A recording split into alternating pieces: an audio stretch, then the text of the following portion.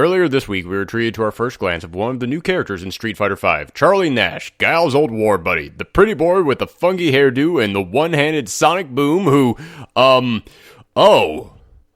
god. Charlie, you got a little something right everywhere.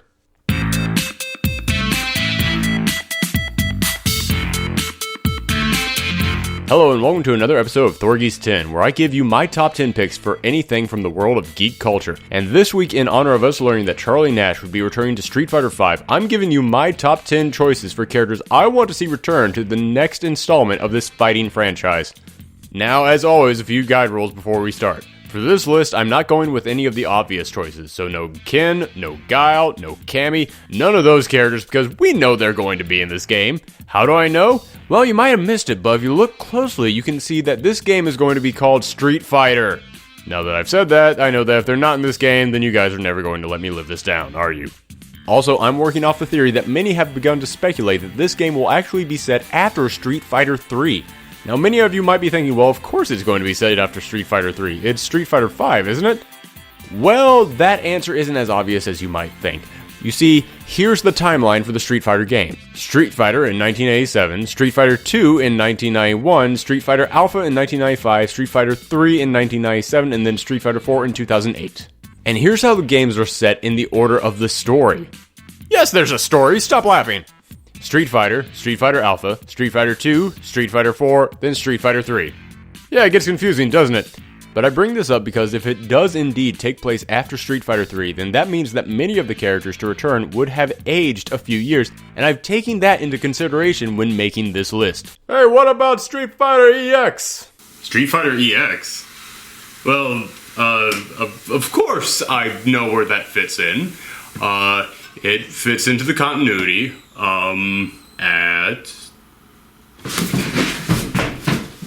Okay, just kidding, I actually do know where Street Fighter EX fits in, and that is nowhere. Street Fighter EX actually doesn't count as part of the Street Fighter canon because it was developed by another company, which stinks because as far as I can tell, that means that Capcom can't use any of the fighters created in this game for any future Street Fighter games. So don't expect to see Skullomania anywhere on this list. Oh, Skullomania, you were too beautiful for this world. Number 10, Julie and/or Junie. I always liked the idea that Bison had his own squad of 12 badass assassins, but we only really got to know Cammy. That is until these two characters were introduced in Street Fighter Alpha 3. Now after Cammy was freed of Bison's mind control, she went on to be a member of the Special Forces team Delta Red and one of the biggest characters in the game. So just imagine what these two characters could get into now that Bison is out of the game.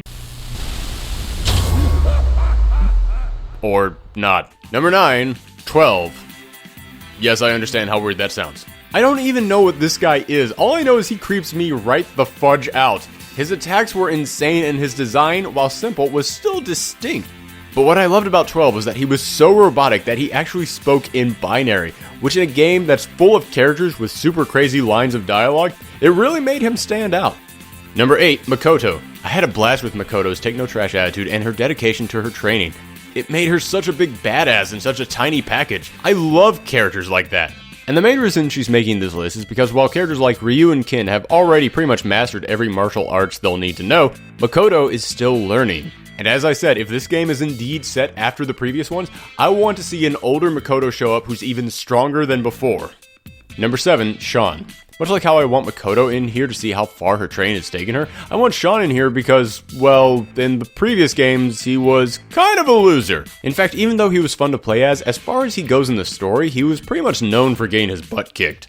So I'd love to see him a few years in the future and now on the same level as Ken and Ryu. In fact, speaking of Ken, Sean was something of his protege, which to me would lead to a great rival battle between him and Ryu's protege, Sakura. Number 6, Oro. This character's backstory alone gets him onto this list. He's over 100 years old, moved to the Amazon so he could master martial arts that would kill ordinary men, and now he is a hermit who sits and waits for a strong enough fighter to challenge him. This guy is so tough he fought Ryu in his Dark Hado state with just one arm. One arm!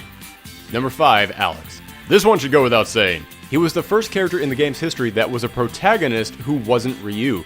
He was the star of the entire Street Fighter 3 franchise, and yet, what have they done with him since?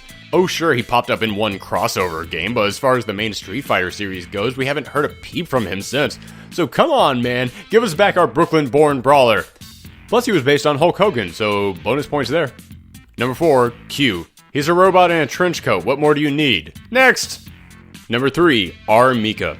The developers of Street Fighter have said it themselves, they love R. Mika and wanted her to be DLC in 4, so it would make sense for her to show up in 5. But I want her to show up because I have always loved that despite being the exact opposite of him, she was a massive fan of Zangief and wanted to be his protege. That's right, little bubbly her wanted to be just like this guy. This is another one of those characters I'd love to see years down the line from their last appearance. No longer the young wrestling rookie, but instead now she's as big as a bear and the master of the Red Cyclone School of Wrestling. Zangief has had his time. Let's give Mika a chance to be the new #1 grappler of this series. Number 2, Remy. In Street Fighter 3, Remy was the charge fighter. He was the game's version of Guile or Charlie, and all we really knew about him was that he was French and his father left when he was a kid. Well, in Street Fighter 4, we were introduced to Abel, a French fighter who Guile said looked a lot like Charlie, and now in 5, we know that Charlie will indeed be returning. Come on guys, give us Remy back so we can finally bring together one of the craziest family reunions in fighting game history. And at number 1, Sakura and Karin. Okay, now I know that you might be crying foul on this one and saying, hey, you said no obvious characters and Sakura is totally obvious.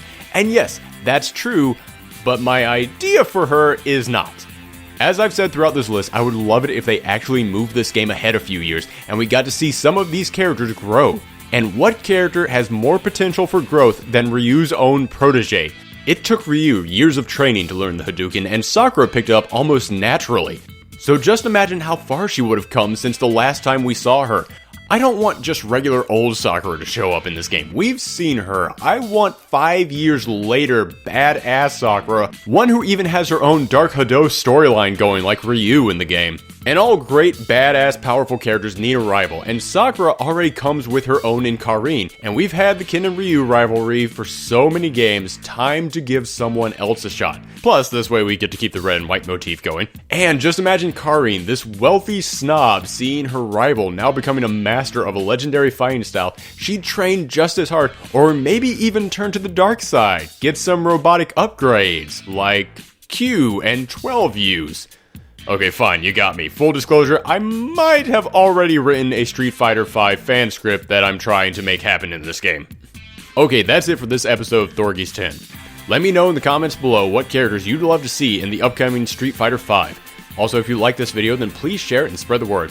Also, hit that subscribe and thumb up button, and follow me on Twitter and Tumblr. Thanks, everybody.